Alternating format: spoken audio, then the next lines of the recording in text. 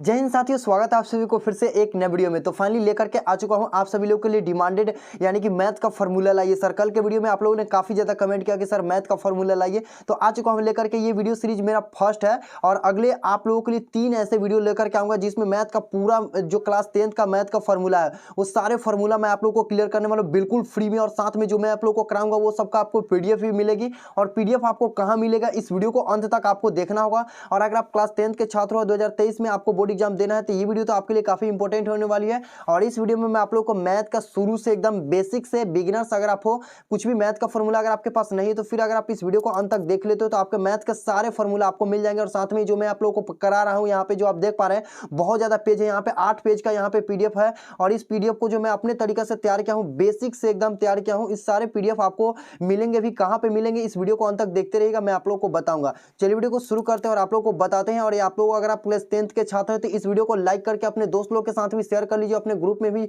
Share कर लीजिएगा ताकि वो सभी लोगों को भी हेल्प हो सके। और सबसे बड़ी बात कि अगर आप हमारे चैनल को अभी तक सब्सक्राइब नहीं किए तो सब्सक्राइब कर लीजिए ताकि आप लोगों को जो इसका पार्ट 2 वीडियो होगा, वो आप लोगों को भी तुरंत नोटिफिकेशन मिल सके और इस वीडियो को भी देख सकेंगे। और जो रोजाना जो है शाम को 7 बजे मैं लाइव आ रहा हूँ, शाम को 7 बजे आज मैं लाइव में आऊंगा जिसमें आपको साइंस का यहाँ पे 200 ऑब्जेक्टिव क्लियर करने वाला हूँ साइंस का, तो उस वीडियो को भी जरूर देखिएगा। चलिए विशेष बात नहीं करते और आगे हम वीडियो को शुरू करते हैं। बाकी जानकारी के लिए आप हमारे चैनल को सब्सक्राइब कर लीजिए और हमारे व्हाट्सएप ग्रुप में आप जुड़ने के लिए आपको वीडियो को कमेंट से जहां पे आप कमेंट करते हैं वहां पे आपको व्हाट्सएप ग्रुप लिंक मिल जाएगा, आप वहां से ज्वाइन हो सकते हैं और हमारे ग्रुप में भी ज्वाइन कर सकते हैं। चलिए यहाँ पे शुरू करते हैं और आप लोग को एक एक चीज मैं आप लोग को बता रहा हूँ, यहाँ पे ध्यान से सुनिएगा और ध्यान से इसको याद करने की कोशिश भी करिएगा। देखिए मैथ में आपको सभी चैप्टर बाय चैप्टर यानी कि टॉपिक बाय टॉपिक आपको यहाँ पे जो है आपको मैं फॉर्मूला दूंगा और एक एक चीज मैं आप लोग को रटाऊंगा और याद कराऊंगा। तो यहाँ पे मेरा पहला जो आ जाती है कि सबसे पहले संख्या, यानी कि जो आप यहाँ पे स्क्रीन पर देख पा रहे हैं कि संख्या, तो संख्या किसे कहते हैं, यानी कि संख्या क्या है, तो जो वस्तु के परिणाम अथवा इकाई के अपरिवर्तित अथवा प्रश्न कितने का जवाब देता है उसको हम लोग संख्या कहते हैं। ध्यान से देखिए और इसको ध्यान से याद करने की कोशिश करिएगा। और साथ में आप लोगों को मैं एक बार बता दूंगा, वीडियो को आप 2 बार 3 बार देख लोगे तो अच्छे तरीके से याद भी हो जाएंगे और यहाँ इसको अगर आप रोक करके पढ़ लोगे तो फिर आपको याद हो जाएंगे। दूसरी बात है यहाँ पे आपने डिजिट यानी कि नंबर किसे कहते हैं, एकदम शुरू से बेसिक से मैंने तैयारी करके लाया हूं और आप लोगों को दूंगा। किसी अंकन पद्धति में जिससे संख्या बनाई जाती है, दशमलव अंकन पद्धति में 10 अंकों का दशमलव अंकन पद्धति में प्रयोग किया जाता है, जो कि आपको भी पता होगा कि दशमलव अंकन पद्धति यानी कि जो अंक होते हैं वो कितना से शुरू होते हैं, 1 से आप लोग 1 से कितना तक होते हैं, 9 तक ही तो होते हैं जो नंबर दिए जाते रहते हैं। वो तो वही हो गया यहाँ पे कि किसी अंकन पद्धति में जिससे संख्या बनाई जाती है, दुनिया का कोई भी संख्या जो बनाया जाता है वो कहां से बनते हैं, 1 से लेकर के 9 तक ही तो संख्या है, वही इसी संख्या से तो सारे नंबर बनाए जाते हैं ना, तो इसी को हम लोग अंक बोलते हैं। ये आपको काम आएंगे अभी बहुत ज्यादा आगे, जब एग्जाम में जाओगे तो वहां पे बहुत सारी चीजें ऑब्जेक्टिव ऐसे पूछ दिए जाते हैं जिसमें आप लोग को काम आएंगे। कि प्राकृतिक संख्या किसे कहते हैं, जिसको हम लोग बोलते हैं नेचुरल नंबर। मैं शुरू से सिखा रहा हूँ, शुरू से आप लोग को सारा फॉर्मूला मिलेंगे, आप लोग घबराइए नहीं। बहुत सारा पेज है, इसमें 8 पेज है, बहुत सारे फॉर्मूला है जो कि आप यहाँ पे देख सकते हैं। रैखिक बहुपद, बहुपद से सारी चीज से ट्रिग्नोमेट्री सारे फॉर्मूला आप यहाँ पे देख सकते हैं। तो यहाँ पे हम लोग आ चुके थे प्राकृतिक संख्या में। चलिए अब यहाँ पे हम प्राकृतिक संख्या को जानने की कोशिश करते हैं। तो प्राकृतिक संख्या किसे कहते हैं, तो देखिए सबसे पहले कि गिनती की संख्या अथवा शून्य से बड़ी संख्या को प्राकृतिक संख्या कहते हैं। गिनती की संख्या अथवा शून्य से बड़ी संख्या को क्या कहते हैं, प्राकृतिक संख्या कहते हैं। और इसे धन पूर्णांक भी कहते हैं। इसे क्या कहते हैं, धन पूर्णांक भी संख्या कहते हैं। आपसे क्वेश्चन में पूछा जाता है कि धन पूर्णांक संख्या किसे कहते हैं, यानी कि उसमें ऑप्शन भी डाल दिया जाएगा, अगर प्राकृतिक संख्या, सम संख्या, विषम संख्या, तो आप लोग प्राकृतिक संख्या में मार करके आ सकते हैं ऑप्शन में। तो गिनती की संख्या अथवा शून्य से बड़ी संख्या को कौन सी संख्या कहते हैं, प्राकृतिक संख्या कहते हैं। इसे धन पूर्णांक भी संख्या कहते हैं। और इसका एग्जांपल याद करके जरूर रखिएगा। देखिए गिनती की संख्या अथवा 1 2 3 4 5 हो गया, और इसमें गिनती की संख्या अथवा शून्य से बड़ी यानी कि इसमें जीरो नहीं शामिल होगा, उसको हम लोग कौन संख्या बोलेंगे, प्राकृतिक संख्या बोलेंगे। जो कि आप यहाँ पे देख सकते हो 1 से लेकर के इनफाइनाइट तक, यानी कि प्राकृतिक संख्या अनंत तक हो सकती है। ये जो सिंबल होता है इस प्रकार का, इसको हम लोग बोलते हैं इनफाइनाइट का सिंबल है, ठीक है। तो अनंत तक जो संख्या होगी उसको हम लोग प्राकृतिक संख्या बोलते हैं। अगला नंबर चलिए यहाँ पे आते हैं, पूर्ण संख्या किसे कहते हैं, होल नंबर जिसको हम लोग बोलते हैं। तो पूर्ण संख्या उसे कहते हैं कि जब पूर्ण संख्या यानी कि संख्याओं को, एक मिनट यहाँ पे बैक करेंगे, एक और मेरा यहाँ पे छूट चुका है। यहाँ पे प्राकृतिक संख्या, सॉरी यहाँ पे पूर्ण संख्या बातें हैं हम लोग। तो पूर्ण संख्या में कि जब पूर्ण संख्याओं के समुच्चय में जीरो को शामिल किया जाता है, यानी कि यहाँ पे हो जाएगी प्राकृतिक संख्या पे, यहाँ जो पूर्ण संख्या लिखा हुआ है ना इसको जगह पे प्राकृत कर लीजिएगा। जब प्राकृतिक संख्याओं के समुच्चय में हम लोग जीरो को शामिल करते हैं, किसको शामिल करते हैं, तो जीरो को शामिल करने से जो संख्या बनती है उसको हम लोग बोलते हैं पूर्ण संख्या।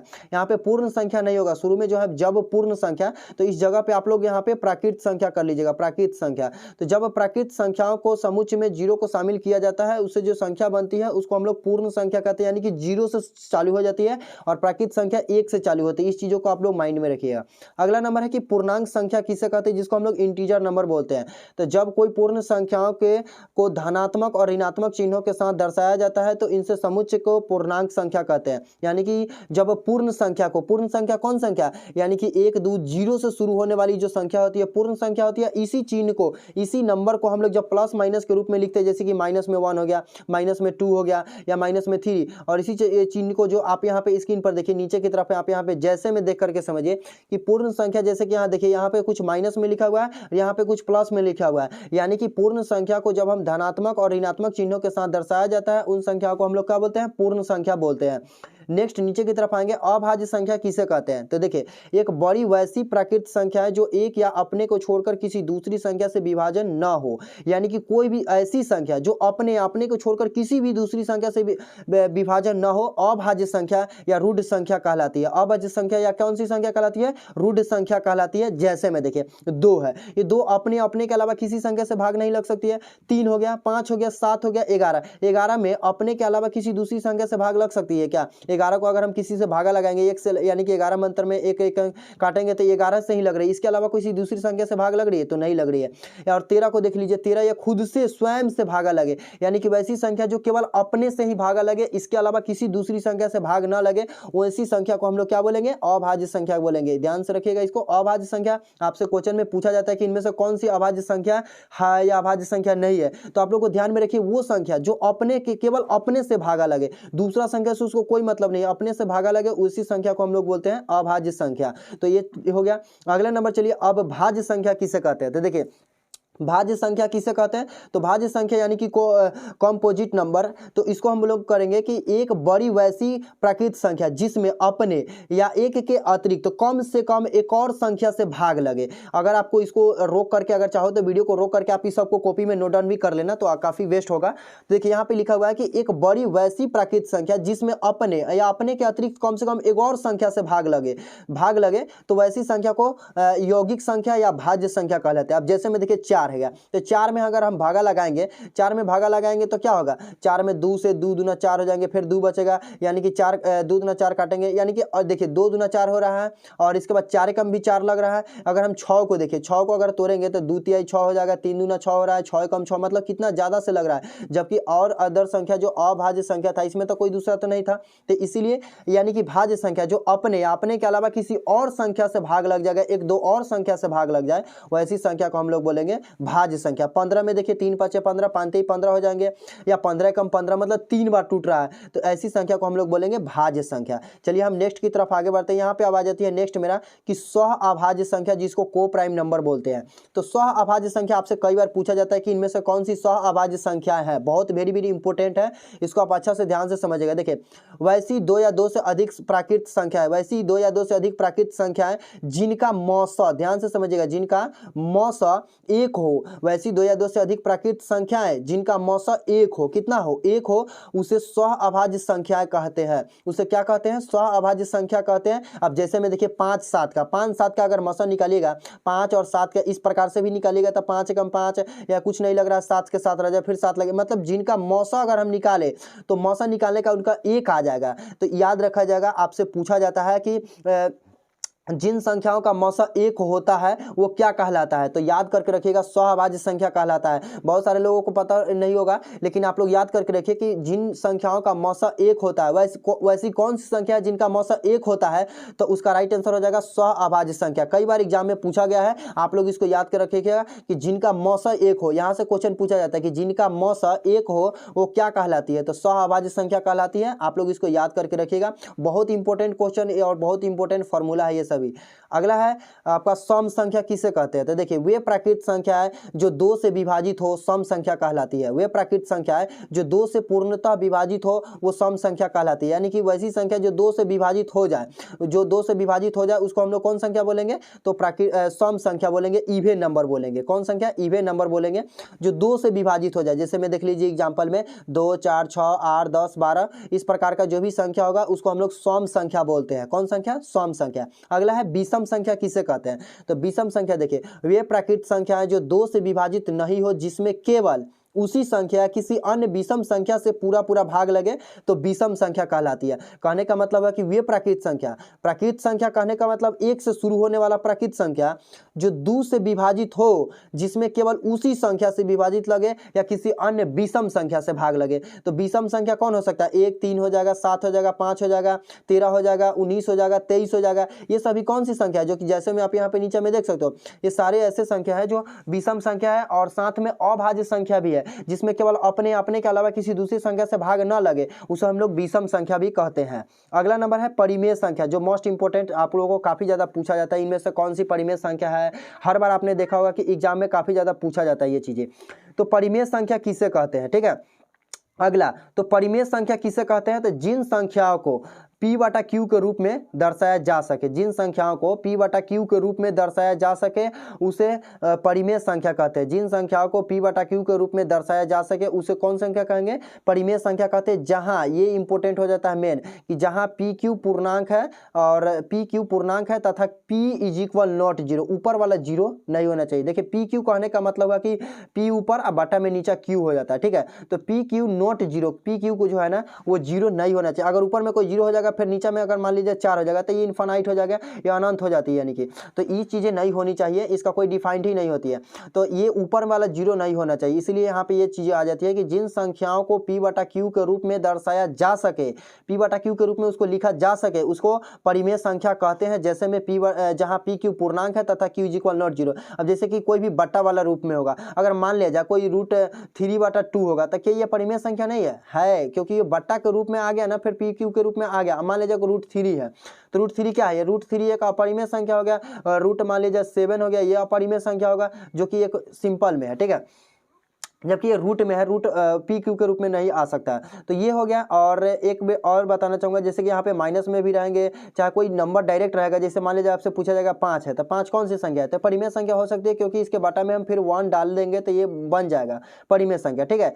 कि खाली रूट के रूप में नहीं होनी चाहिए। रूट वाला ज़्यादातर संख्या जो होता है वो आपको अपरिमेय संख्या होती है, जो कि नीचे की तरफ हम पढ़ेंगे ही। देखिए अगला है अपरिमेय संख्या, इरेशनल नंबर, जिसको हम लोग बोलते हैं कि जिन संख्याओं को P बटा Q के रूप में P बटा Q के रूप में न हो, यानी कि उसको दर्शाया न जा सके, उसको हम लोग कहते हैं अपरिमेय संख्या। जहाँ PQ पूर्णांक होता है तहाँ Q is equal not zero, Q is equal not zero, नीचे वाला जीरो नहीं होनी चाहिए। नीचे वाला जीरो हो जाएगा तो फिर वो दिक्कत हो जाएगी। तो यानी कि देखिए √2 हो जाएगा, √3 हो जाएगा, √5 हो गया। पाई का मान क्या होता है? पाई एक अपरिमेय संख्या है, याद करके रखिएगा, काफी बार पूछा जाता है। पाई इस प्रकार का इसे पाई होता है। तो पाई क्या है? पाई एक अपरिमेय संख्या, याद करके रखिएगा, √2 बटा √2 हो जाएंगे। इस प्रकार के ये संख्या जो है वो अपरिमेय संख्या कहलाती है, जो कि ज्यादातर रूट के रूप में रहेंगे। जितने भी रूट के रूप में रहेंगे आपको एग्जाम में देखिएगा, रूट वाला रूप ज्यादा होगा, वो अपरिमेय संख्या ही कहलाती है। अगर मान लीजिए परिमेय संख्या में अगर रूट में ही हो, लेकिन अगर 16 हो, रूट में 16, ये कौन संख्या है? तो ये परिमेय संख्या है। क्यों? क्योंकि √16 का वर्ग निकाल के फिर तोड़ेंगे तो इसको 4 आ जाएगा, ठीक है। तो यह परिमेय संख्या। √9 पूछ दे तो ये क्या होगा? फिर से इसको तोड़ेंगे तो 3 आ जाएगा। तो इसलिए ऐसा गलती भी नहीं करनी है। जिसका पूर्ण वर्ग रूट में निकल जाए अलग से तो उसको भी नहीं ध्यान से देखना है। अगला नंबर है कि वास्तविक संख्या किसे कहते हैं। आई होप कि जो मैं आप लोगों को बता रहा हूँ ध्यान से आपको समझ में आ रही होगी। जो भी प्रॉब्लम होगा तो आप मुझे जो है वो कांटेक्ट कर सकते हैं व्हाट्सअप नंबर पर। आप मुझे यहाँ पे व्हाट्सअप नंबर है 82 28 00 71 72, आप हमें यहाँ पे मैसेज पर कांटेक्ट कर सकते हैं, ठीक है। तो ये अभी नहीं करिएगा, जब पहले पूरा वीडियो देख लीजिए उसके बाद आप हमें कॉन्टेक्ट करिएगा लास्ट में। अगला है यहाँ पे आप चाहे आपको वीडियो को कमेंट सेक्शन में जहाँ पे आप कमेंट करते हैं वहाँ पे आपको व्हाट्सअप ग्रुप लिंक मिल जाएगा, वहाँ पे आप ज्वाइन हो जाइएगा, ठीक है। अगला है कि परिमेय संख्या यानी कि वास्तविक संख्या किसे कहते हैं। देखिए ध्यान से, वास्तविक संख्या किसे कहते हैं? जिसको हम लोग बोलते हैं रियल नंबर। तो सभी परिमेय संख्या तथा अपरिमेय संख्या के वास्तविक रूप को, सभी परिमेय संख्या तथा अपरिमेय संख्या के वास्तविक रूप को वास्तविक संख्या कहते हैं। अब जैसे में देखिए ये ऊपर में बटा में इस प्रकार का आ गया √3 बटा 2, यानी कि 3 बटा √5, यानी कि एक परिमेय और एक अपरिमेय संख्याओं को मिलाकर के जो संख्या बनेगा, जिसे में √5 मैंने बोला ना कि हो जाता है, तो वो वास्तविक संख्या कहलाते हैं। √5 बटा √3 ये वास्तविक संख्या कहलाएंगे। रूट मान लीजिए 5 बटा यहाँ पे 4 लिख दिए, अभी एक वास्तविक वास्तविक संख्या कहलाएंगे। तो इस प्रकार का बट्टा में आ जाएंगे वो सभी क्या कहलाएंगे, वास्तविक संख्या कहलाएंगे। अगला है जो कि 10th का है, आप देख सकते हैं एल्गोरिथम में कि एक विशेष प्रकार की समस्या को हल प्राप्त करने की चरणबद्ध प्रक्रिया को एल्गोरिथम कहते हैं। एल्गोरिथम से सिद्ध करना पड़ता है, लेमा सिद्ध करना पड़ता है, ये सभी मैं बताऊंगा। एक विशेष प्रकार की समस्या को हल प्राप्त करने की चरणबद्ध प्रक्रिया को क्या कहा जाता है, एल्गोरिथम कहा जाता है। अब नेक्स्ट आगे चलते हैं, तब मैं आप लोगों को बताता हूं। देखिए इसी में पढ़ना पड़ता है प्रमेयिका या लेमा। तो लेमा एक सिद्ध कथन होता है जिसकी सहायता से दूसरे कथन को सिद्ध किया जाता है। लेमा एक सिद्ध कथन होता है जिसकी सहायता से दूसरे कथन को सिद्ध किया जाता है। हम लोग शुरू में ही फर्स्ट चैप्टर में ही वास्तविक संख्या में पढ़ना पड़ता है। तो लेमा पूछा जाएगा कि क्या होता है, एक सिद्ध कथन होता है जिसकी सहायता से दूसरे कथन को सिद्ध किया जाता है। अगला है भाजकता किसे कहते हैं, भाजकत्वा। तो यदि पूर्णांक a और b यानी a इक्वल नॉट 0 होनी चाहिए के लिए पूर्णांक a ऐसे मिले जहां b बराबर a q हो, तो इसे हम कह सकते हैं कि a b को विभाजित करता है तथा b a विभाज्य है। जैसे कि हम लोग a बराबर पढ़े थे ना कि बी क्यू प्लस आर, और इसमें अगर हमको एक फार्मूला हो जाती है जिसमें हमको a दिया रहता है तो बी क्यू प्लस आर निकालते हैं, तो यही फार्मूला होता है। आप इसको याद करके रखिएगा कि a बराबर हो जाती है B Q plus R. a बराबर क्या हो जाता है, बी क्यू प्लस आर। इसमें कोई एगो दिया रहा है, दो गो दिया रहेगा तो आप इसको तीसरा का निकाल सकते हैं, ठीक है। अगला चलिए अगला क्वेश्चन की तरफ आगे बढ़ते हैं। यहाँ पे अगला है कि दो धन पूर्णांकों a और b होंगे तब क्या होंगे। तो देखिए वही चीज मैंने जो बोला आ गया, यूक्लिड भाग लेमा से अनुसार। आप लोग को ये मेन बेस्ट फार्मूला है, इसको याद करके रखिएगा कि यूक्लिड भाग लेमा के अनुसार जो है वो आपको a बराबर बी क्यू प्लस आर, जैसा कि मैंने बोला यहाँ पे आप देख सकते हो a बराबर बी क्यू प्लस क्या हो जाएंगे आर, जहाँ जो है ना ये जहां आपको ये सिंबल आपको लोग को याद करके रखना पड़ेगा। खाली आप ये याद करके रखोगे तो बहुत अच्छी है। a बराबर बी क्यू प्लस आर आपको याद करके रखना होगा, 12 आर और छोटा 12 बी, इस प्रकार का, ठीक है। यहाँ देखिए यहाँ पे क्या होगा, यहाँ पे a बराबर जिसको हम लोग डिनोट करते हैं भाज्य से, b बराबर भाजक हो गया, q बराबर भागफल हो गया, r बराबर क्या हो जाएंगे, शेषफल हो जाएंगे। इसमें जो आपको आ रही है वहाँ कि a बराबर भाज्य हो गया, b बराबर यहाँ पे आप देख सकते हो जो भी चीज़ यहाँ पे लिखा गया है उसका यहाँ पे मेंशन किया गया है। अगला है कि भाग में क्या होगा, भाषा में इसको हम कैसे लिखेंगे। देखिए भाषा में हम लोग पढ़े होंगे क्लास 6ठा 7वां में कि भाज्य बराबर होता है भाजक गुने भागफल प्लस शेषफल। भाजक गुने भागफल प्लस शेषफल आपने जरूर पढ़ा होगा 6ठा 7वां में, उसी को यहाँ पे लिखा गया है इंग्लिश में। अब अगला है यूक्लिड एल्गोरिथम का प्रयोग करने पर प्राप्त अंतम शून्य को शेष, जब शेष आता है तब उसे चरण का भाजक मसा हो जाता है। हमने कल की वीडियो में एक यूक्लिड एल्गोरिथम में प्रयोग से हम लोग मसा निकालना सीखे थे। जैसे कि मान लीजिए 255 का निकालना था इस प्रकार के, 867 का इस प्रकार से, तो हम लोग उसको काट करके निकाले हुए थे। तो वही जो है आपको उसको यूक्लिड एल्गोरिथम से निकालना पड़ता है मसा वाला। तो उसका भी फार्मूला है, आप यहाँ पे देख सकते हो a बराबर बी क्यू प्लस आर मसा ए बी ए और मसा ए बी आर, अगर इस प्रकार के रहे तो। अगला है धन पूर्णांक संख्या। ये तो सबको पता है कि वह पूर्णांक संख्या जो धनात्मक हो उसे धन पूर्णांक संख्या कहते हैं और जो ऋणात्मक हो उसे ऋण पूर्णांक संख्या कहते हैं। यानी कि जो प्लस वाला होगा उसको धनात्मक बोलते हैं धन पूर्णांक, और ऋणात्मक वाला को यहाँ पे जैसे में माइनस इसमें लगा होगा होना चाहिए, सब में माइनस माइनस रहेगा, उसको हम ऋणात्मक संख्या बोलते हैं, ठीक है। तो ये धनात्मक और ऋणात्मक, माइनस वाला चिन्ह को धनात्मक और प्लस वाला चिन्ह को माइनस वाला चिन्ह को ऋणात्मक और प्लस वाला को धनात्मक बोलते हैं। चलिए अब यहाँ पे नेक्स्ट जो आती है मेरे सामने बहुपद में। आपको जो बहुपद पढ़ना है बहुत ही इंपॉर्टेंट, यहाँ से बहुत सारे क्वेश्चन आते हैं। देखिए बहुपद में कहा जाता है कि देखिए ax प्लस इस प्रकार का अनंत तक यहाँ पे रहने के रूप में व्यंजकों को बहुपद कहते हैं। यानी कि अब कोई बहुपद है जैसे ax square plus X plus B, यह भी तो एक बहुपद ही ना इस प्रकार का। तो यही यहाँ पे डिफाइंड किया गया है, जहाँ a b a और वास्तविक संख्या अचर संख्या कुछ भी यहाँ पे हो सकती है। और देखिए बहुपद हम लोग किसको कहते हैं, तो बहुपद कहते हैं उसको कि उच्चतम घात को बहुपद घात कहते हैं। जो बहुपद मान लीजिए अब देखिए यहाँ पे ax square plus X plus B X है, तो इसमें अधिकतम घात किसका होगा, था ax स्क्वायर का घात हो जाएगा, सबसे ज्यादा उसका ही घात है। तो ये तो हम आगे अभी जानेंगे, पहले हम लोग फार्मूला याद करते हैं। हाँ देखिए यहाँ पे जैसे दिया गया है कि 4x square minus 3x plus 2 है, 4x square minus 3x plus 2 है, तो इसमें पूछा जाएगा कि अधिकतम घात कितना है, तो अधिकतम घात कितना है, 2 है। इस प्रकार से हम लोग रटेंगे। अभी आगे चलते हैं। मेन इंपॉर्टेंट जो टॉपिक है ये है, आपको याद करके रखना पड़ेगा, बहुत ज़्यादा जरूरी होते हैं कि कई बार आपसे पूछा जाएगा कि इनमें से कौन सी बहुपद है। आपने देखा होगा इनमें से कौन से बहुपद है, इनमें कौन से बहुपद नहीं है, आपने देखा होगा ना। तो इसका जो है आपको फॉर्मूला आती है, इनमें से कौन से बहुपद है, इनमें कौन बहुपद नहीं है। तो देखिए बहुपद होने का एक शर्त होता है कि चर राशि जो है A B C D X Y वाला जो है ना, जिसका घात ऋणात्मक में नहीं होने चाहिए। अब मान लिया जाए जैसे कि 2 दे दिया, माइनस में x दे दिया, तो ये नहीं हो पाएगा। ये चर राशि ए बी सी डी वाला हो गया, ये माइनस में आ गया, तो ये नहीं हो पाएगा, ठीक है। तो यही बात पहला कंडीशन कि चर राशि अगर मान लीजिए कोई भी है, जैसे 4 के पावर माइनस में x हो गया, तो ये नहीं हो पाएगा, इस प्रकार का रहेगा। यानी कि चर राशि ऋणात्मक के रूप में नहीं होनी चाहिए। दूसरा, चौर राशि हर के रूप में नहीं होना चाहिए। चौर राशि जो है ना, जैसे कि मान लीजिए 4/1 हो गया, इस प्रकार का अगर होगा, यानी कि बटा के रूप में, हर के रूप में नहीं होना चाहिए। ऊपर अंश बटा नीचे हर होता है ना, तो हर के रूप में नहीं होनी चाहिए चौर राशि। अगला है, चौर राशि रूट या करनी के रूप में नहीं होनी चाहिए। जो रूट या करनी के रूप में, जैसे चौर राशि 1 हो गया, तो ये इस प्रकार के रूप में नहीं होना चाहिए, रूट के रूप में। चौर राशि रूट या करनी के रूप में नहीं होनी चाहिए, अगर होगा तो वो बहुपद नहीं होगा, ठीक है। चौर राशि पूर्ण वर्ग के रूप में होना चाहिए। चौर राशि किस वर्ग के रूप में होना चाहिए? तो पूर्ण वर्ग के रूप में होना चाहिए, यानी कि उसका पूर्ण वर्ग होना चाहिए। जैसे मान लीजिए रूट 16 है, तो इसका 4 होगा, तो इसके रूप में होना चाहिए, तभी ये क्या होंगे? बहुपद हो जाएंगे, ठीक है। पूर्ण वर्ग के रूप में मतलब होनी चाहिए। तो अगला है कि बहुपद का घात किससे कहते हैं? ये बहुत इंपॉर्टेंट है, इसको ध्यान से समझिए और इसको ध्यान से याद करिएगा कि किसी बहुपद में सबसे बड़े घात वाले पद को, घातांक को, उस बहुपद का घात कहते हैं। कई बार इसमें पूछा जाता है कि इनमें से कितने बहुपद है, यानी कि बहुपद का घात कितना है।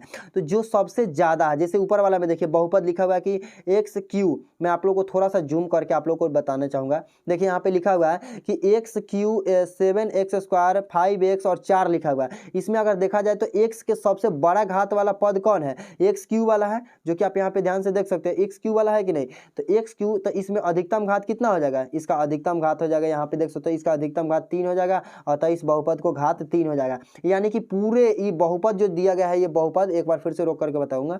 यहाँ पे ये जो पूरा बहुपद दिया हुआ है, इस बहुपद में अधिकतम घात किसका है सबसे ज्यादा? तो ये 3 वाला का है। अगर यहाँ पे भी अगर 3 रहता, या अगर यहाँ पे भी अगर 4 रहता, तो क्या हो जाता? ये सबसे ज्यादा घात वाला है, इसका सबसे अधिकतम घात देखना है, 2 ज्यादा है, तो अगर ये 3 नहीं रहता तो ये 2 वाला हो जाता। लेकिन हमारा अधिकतम पूरा बहुपद में, ये पूरा जो पद है, इस पूरा पद में सबसे घात किसका ज्यादा है? तो एक्स क्यू वाला, यानी कि इसका अधिकतम घात कितना हो जाएगा? 3 हो जाएगा, तो इसीलिए इसका आंसर, राइट आंसर हो जाएंगे 3। अब चलिए यहाँ पे हम अगला है बीजगणित, जो अलजेब्रिक टर्म्स पढ़ते हैं। बीजगणित संकेतों अर्थात चौर और संख्याओं का गुणनफल को बीजगणित पद कहते हैं। जैसे में आप लोग को भी पता होगा, x 2x इस प्रकार का जो हिसाब होता है, इसको बीजगणित कहते हैं। मेन चीज आ जाती है इसमें कोफिशिएंट, यानी कि गुणांक किसको कहते हैं? तो किसी पद के गुना करने वाले। अब जैसे कि मान लिया जाए यहाँ पे ये 5a देख रहे हो, माइनस में 5a जो आप देख पा रहे हैं, ध्यान से समझिए इसको, माइनस में 5a आप देख पा रहे हैं। इसमें जो है वो पद में गुणांक कौन हुआ है? a के साथ कौन गुणांक हुआ है? तो माइनस में 5a गुणांक में आया है कि नहीं? ये 5a है, जिसमें आपको माइनस में 5 आपको गुणांक आया है a के साथ, तो इसी को बोलते हैं कि गुणांक किसे कहते हैं? तो कोई जो चौर राशि है उसके साथ जो अंक आया है गुणांक में, जैसे माइनस में 5a के साथ क्या आया? 5, और माइनस में 3xy के साथ क्या आया? माइनस में 3, तो इसी को हम लोग गुणांक बोलते हैं। अगला है यहाँ पे पद का घात। क्या है?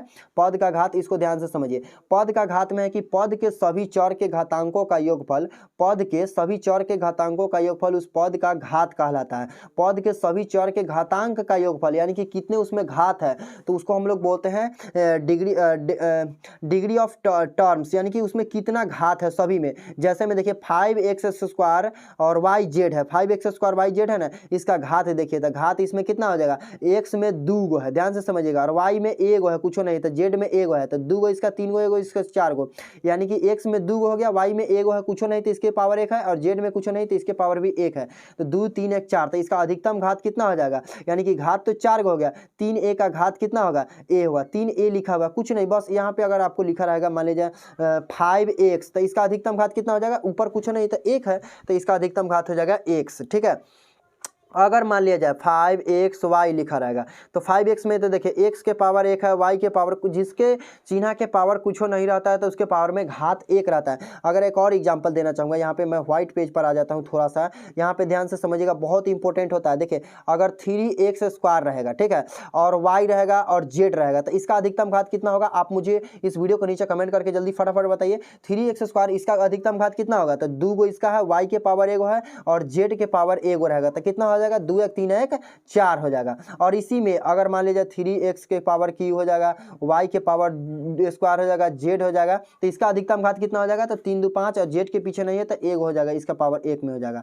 ये अधिकतम घात इसी से पता चलता है। एक और मैं आप लोगों को बताना चाहूंगा, y होगा, z होगा, x के पावर 3 हो जाएगा, तब इसका अधिकतम घात कितना होगा? तो 3 इसके पास कुछ नहीं, इसके पास कुछ नहीं, मतलब 4 हो जाएगा, 3 1 4 1 5 हो जाएगा। तो अब आप लोगों को आई होप कि समझ में आ गया हो कि घात किसको बोलते हैं, यानी कि पद का घात कैसे निकाला जाता है। जाता है, पूछा जाता है आपसे एग्जाम में, इसलिए मैंने आप लोगों को इतना डिटेल में बता दिया। अगला है एक पदी बहुपद किसे कहते हैं। देखिए जिस बहुपद में केवल एक पद हो, जिस बहुपद में केवल कितने पद हो, एक पद हो, उसे एक पदी बहुपद कहते हैं। जैसे में देख लीजिए कोई एक पद हो, 9x लिखा हुआ है तो 9x ये वाला यहाँ पे आपको जूम करूंगा, फिर से मैं आप लोगों को बताऊंगा। देखिए यहाँ पे ध्यान से 9x एगो पद है, यहाँ पे 3x स्क्वायर, यहाँ पे 7x स्क्वायर, अलग से 5 है, तो ये मतलब एगो पद हो केवल एक 9x स्क्वायर, तो ये एक पदी बहुपद हो जाएगा। एक पद होना चाहिए, उसमें एक आना चाहिए, ज़्यादा नहीं आना चाहिए, तो एक पदी बहुपद हो जाएगा। इसी तरीका से द्विपदी बहुपद में क्या हो जाएगा, जिसमें दो पद होगा उसे द्विपदी बहुपद कहलाता है। आप इसको चाहे तो रोक करके कॉपी में नोट डाउन भी कर सकते हैं। जिस बहुपद में केवल दो पद होते हैं उसे द्विपदी बहुपद कहते हैं। देखिए यहाँ पे दो पद है, एक 3x स्क्वायर, एक 2x, प्लस में बीच में आ गया ना, दो पद आ गया, इसीलिए हम लोग इसको क्या बोलेंगे, द्विपदी बहुपद कहते हैं, दो पद आ गया। अब अगला चलते हैं यहाँ पे त्रिपदी बहुपद में। तो जिस त्रिपदी बहुपद में जिस पद में केवल 3 पद होगा, जैसे ध्यान से समझिए, कोई 3 मतलब मान लिया जाए 3x स्क्वायर हो गया, प्लस में 2x हो गया, प्लस में 1 हो गया, यहाँ पे 3 1 2 3, इससे जोड़ते हैं हम लोग। एक 3x स्क्वायर तो मेरा पुर गया, यहाँ पे 2x पुर गया, यहाँ पे 1 पुर गया, ठीक है। तो इस तरीके से 3 पद हो प्लस लगा करके, तो उसको त्रिघाती बहुपद कहते हैं या त्रिपदी बहुपद कहते हैं। अगला है शून्य बहुपद। तो जिस बहुपद का शून्य गुणांक जो है ना उसका शून्य हो, उसमें कुछ नहीं, जीरो हो जाएगा, गुणा करेंगे जीरो वाला बहुपद को शून्य बहुपद कहा जाता है। अगला है बहुपद कितने प्रकार के होते हैं। तो बहुपद 3 प्रकार के होते हैं, रैखिक बहुपद, द्विघाती बहुपद और त्रिघाती बहुपद। पता होना चाहिए रैखिक बहुपद, द्विघाती बहुपद और त्रिघाती बहुपद। अगला है कि रैखिक बहुपद किससे कहते हैं। तो ध्यान से समझिए, यदि बहुपद में प्रयुक्त चर अधिकतम घात हो, यदि बहुपद में जो है, देखिए यहाँ पे यदि बहुपद में प्रयुक्त चर का अधिकतम घात 1 हो, ये बहुत इंपॉर्टेंट है, आपसे एग्जाम में पूछा जाता है बच्चों कि देखिए बहुपद में कितने घात है। मैं आप लोग को थोड़ा सा जूम करूंगा और यहाँ पे इसको समझाने के तरीका से अच्छा तरीका से समझाऊंगा, इसको ध्यान से समझिएगा क्योंकि एग्जाम में काफ़ी ज़्यादा पूछा जाता है। कहा जा रहा है कि रैखिक बहुपद किससे कहते हैं। आप लोगों से क्वेश्चन में पूछा जाता है इनमें से कौन सा रैखिक बहुपद है, तो रैखिक बहुपद उसे कहते हैं। यहाँ पे अब पद मायने नहीं रखता है, यहाँ पे अगर मान लीजिए 3x प्लस 4y प्लस में 1 लिख दिया, तो आप इसको ध्यान से समझिए। देखिए यहाँ पे 3x जो है वो 1 और यहाँ पे 2 और यहाँ पे 3, ये त्रिपद बहुपद हो गया, त्रिपद बहुपद हो गया। लेकिन इसमें अगर घात का बहुपद कहा जाए यानी कि रैखिक बहुपद कहा जाए, इसको कितने घात वाला बहुपद है, तो 1 घात है, इसके पीछे 1 है, इसके पीछे 1 है, मतलब पूरा ये मायने नहीं रखता कि कितना लंबा चौड़ा इसमें टर्म्स दिया गया है कितना, लेकिन इसका अधिकतम घात कितना है सबका जोड़ करके, यानी कि जोड़ना नहीं है फिर से, यानी कि सबका सबसे सब में देखना है कि सबसे ज़्यादा घात किसका है, तो एक है, कुछ में कौन है नहीं है, तो 1 घात होगा, तो इसका अधिकतम घात कितना हो जाएगा, अधिकतम घात इसका 1 हो जाएगा। इसीलिए ये कौन से बहुपद हो जाएंगे, रैखिक बहुपद जिसका अधिकतम घात केवल 1 हो। जैसे कि आप यहाँ पे देख सकते हैं 4x हो गया, 3x हो गया, x हो गया, ये सब में एक ही घात होगा। द्विघात बहुपद में देखिए जिस बहुपद का प्रयुक्त चर अधिकतम घात 2 होगा, क्या हो जाएंगे, अधिकतम घात 2 होगा, उस बहुपद को हम लोग द्विघाती बहुपद कहते हैं। द्विघाती बहुपद कहते हैं, जैसे में देखिए 5x स्क्वायर हो जाएगा, 4x, इसमें सब में x स्क्वायर वाला आ रहा है। अब एक सिंगल भी रहेगा तो यही नहीं कि हाँ सर जी इसमें तो सिंगल है, एक है, इसमें +1 लगा देंगे तो यो नहीं लगाएंगे तो कोई दिक्कत नहीं, हमारा इसमें चर मैटर करता है, ऊपर का घात पावर कितना है ये मैटर कर रहा है, ठीक है। तो पावर कितना था, 2 था अधिकतम, इसलिए यहाँ पे ये द्विघात बहुपद कहलाएंगे। अब यहाँ पे नेक्स्ट चलिए यहाँ पे आगे आते हैं। अगला है त्रिघाती बहुपद।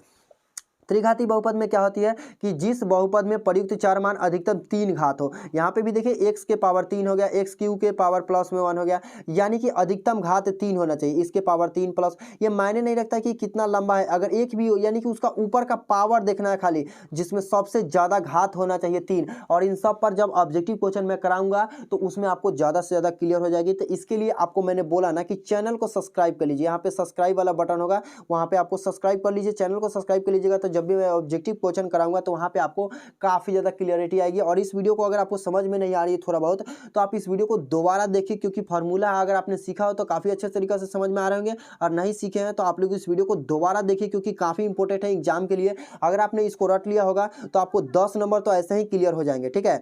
तो चलिए अब यहाँ पे आगे बढ़ते हैं। त्रिघाती बहुपद समझ में आ गया होगा, जिस बहुपद में 3 घात हो, अधिकतम घात उसका 3 होना चाहिए, त्रिघाती बहुपद कहलाते हैं। जैसे में यहाँ पे देख लीजिए 3 है, 3 है, ये सब 3 है। अगला यहाँ पे आते हैं नोट्स, जो कि काफ़ी इंपॉर्टेंट है आपके लिए। नोट्स को ध्यान से सुनिएगा और ध्यान से इसके बारे में पढ़िएगा। देखिए नोट्स में कहा जा रहा है कि प्रत्येक रैखिक बहुपद एक का एक और केवल एक शून्यक होता है। प्रत्येक रैखिक बहुपद का केवल एक और एक शून्यक होता है। प्रत्येक रैखिक बहुपद का, ये ऑब्जेक्टिव के लिए आपके लिए काफ़ी इंपॉर्टेंट होने वाली है, इसको ध्यान से सुनिएगा और ध्यान से याद करिएगा। एकदम मोस्ट भी इंपॉर्टेंट आपके लिए, क्योंकि यहाँ से ऑब्जेक्टिव आपके क्लियर होंगे। देखिए, प्रत्येक रैखिक बहुपद का केवल एक और एक शून्यक होता है। आपसे पूछा जाएगा कि रैखिक बहुपद का कितना शून्यक होता है, तो एक होता है। कितना होता है बच्चों? एक होता है। प्रत्येक रैखिक बहुपद का शून्यक कितना होता है? एक। एक बहुपद में एक से अधिक शून्यक हो सकते हैं। एक बहुपद में कितने शून्यक हो सकते हैं? एक से ज्यादा भी शून्यक हो सकते हैं। शून्यतर अचर पद का कोई शून्यक नहीं होता है। अब कोई शून्यक बहुपद होगा, उसका कोई शून्यक होगा, यानी कि कोई चर पद होगा? नहीं होगा। ये चीज आपको माइंड में रखनी है। अगला है, प्रत्येक वास्तविक संख्या शून्य बहुपद का एक शून्यक माना जाता है। प्रत्येक वास्तविक बहुपद जो है ना, वास्तविक संख्या जो है ना, प्रत्येक वास्तविक संख्या शून्य बहुपद माना जाता है। अगला नंबर है कि रैखिक बहुपद का व्यापक रूप। ये आपसे कई बार पूछा जाता है, इसको ध्यान से समझिएगा कि रैखिक बहुपद का व्यापक रूप जो है ना, ए एक्स होता है। क्या होता है? A x. यहाँ पे मैं रेड करता हूँ फिर से, यहाँ पे ध्यान से समझिएगा। ए हो जाती है कि ए एक्स प्लस हो जाती है बी। प्रत्येक रैखिक बहुपद का व्यापक रूप हो गया ए एक्स प्लस बी, जहां ए और बी वास्तविक संख्या रहेंगे और A is equal not zero. इसको नॉट जीरो ऐसे अगर रहेगा, इसको हम लोग बोलते हैं नॉट जीरो। ठीक है, तो एक चीज और यहाँ पे बताना चाहूंगा कि आपसे पूछा जाएगा कि रैखिक बहुपद का व्यापक रूप क्या होता है, तो ए एक्स प्लस बी हो जाती है। और आपसे पूछा जाएगा कि रैखिक बहुपद में कितने शून्यक होती है, तो एक शून्यक होती है। ये चीजें आपको लोग को माइंड में ध्यान में रखना है। ठीक है, अगला है द्विघात बहुपद का व्यापक रूप क्या होती है, तो द्विघात बहुपद का व्यापक रूप होती है A x square plus B x plus C हो जाती है। A x square plus B x plus C हो जाती है। रैखिक बहुपद का द्विघात बहुपद का व्यापक रूप क्या हो जाती है? A x square plus B x plus C, जहां ए बी सी वास्तविक संख्या है और A is equal not zero. अब यहाँ पे आपसे पूछा जाएगा कि द्विघात बहुपद में अधिकतम शून्यकों की संख्या कितनी होती है, तो दो, यानी कि द्विघात बहुपद में दो शून्यक हो सकते हैं। ठीक है, अब यहाँ पे एक और चीज पूछे जाएंगे कि व्यापक रूप क्या होता है, तो ये आपको पता होनी चाहिए। त्रिघाती बहुपद वही बात है। त्रिघाती बहुपद का व्यापक रूप हो जाती है A x cube plus B x square plus C x plus D हो जाती है। ध्यान से समझिएगा, ये बहुत इंपॉर्टेंट है, आपसे पूछा जाता है। तो A x cube plus B x square plus C x plus D हो जाती है, जहाँ ए बी सी डी वास्तविक संख्या और A is equal not zero. अब यहाँ पे आपसे पूछा जाता है कि त्रिघाती बहुपद के अधिकतम शून्यकों की संख्या कितनी हो जाती है, तो तीन हो जाती है, और तीन यहाँ पे याद करके रखिएगा। अगला है बहुपद के शून्यक। तो देखिए, जिस बहुपद के चर का वह विशेष मान जो बहुपद के मान को शून्य के बराबर कर दे, उसको बहुपद का शून्य कहलाता है। जैसे कि हम लोग px निकालते हैं ना, जो कहा जाता है क्वेश्चन में कि बहुपद का शून्य ज्ञात करें, तो px मान करके यानी कि px मान देते हैं और बराबर में जीरो रखकर हल करते हैं। जब जीरो आ जाती है तो उसको बहुपद का शून्य निकाल देते हैं।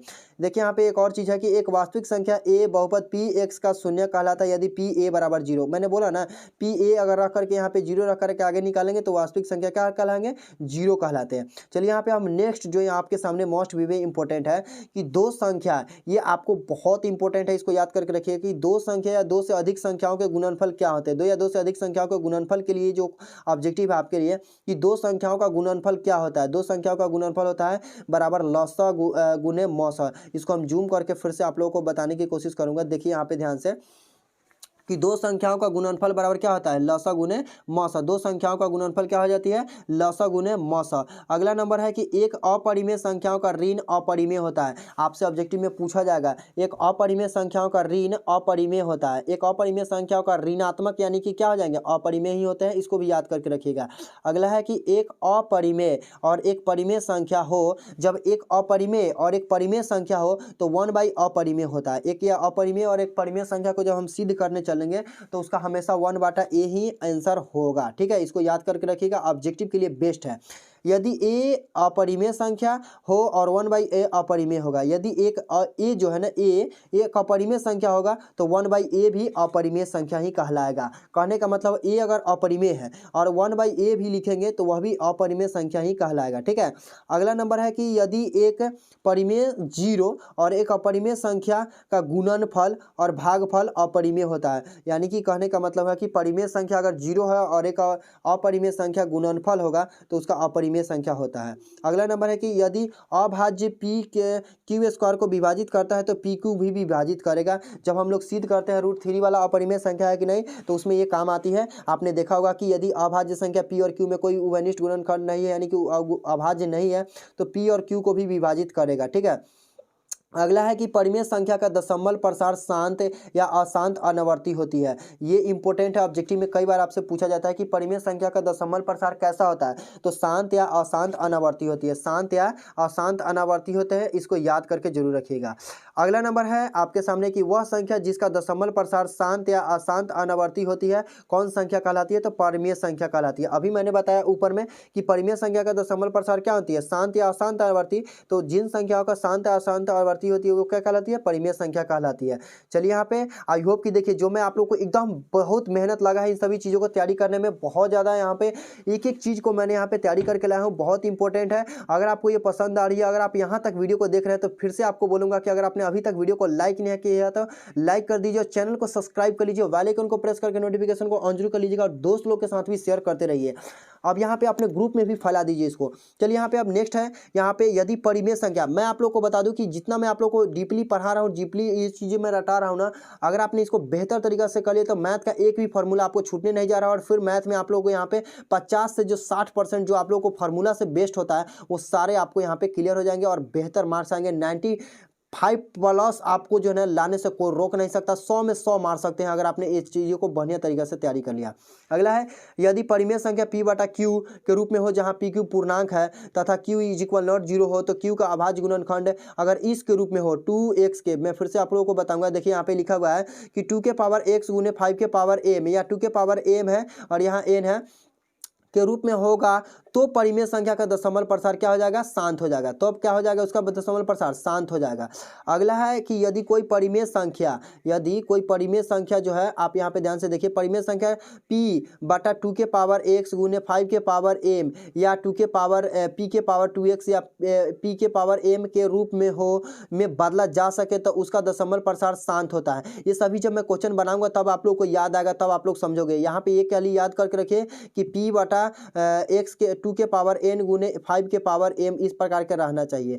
अब चलिए यहाँ पे हम नेक्स्ट की तरफ आगे बढ़ते हैं। ये हमारा कि एक वास्तविक संख्या या तो अपरिमेय होती है, एक वास्तविक संख्या जो है वो या तो आपको अपरिमेय होगी, यानी कि आप यहाँ पे देख सकते हैं कि एक वास्तविक संख्या या तो परिमेय होगी या अपरिमेय। आपसे पूछा जाएगा, जैसे कि आपने को मैंने बताया है कि वास्तविक संख्या किससे कहते हैं, तो सभी अपरिमेय तथा परिमेय संख्या के वास्तविक रूप को वास्तविक संख्या कहते हैं।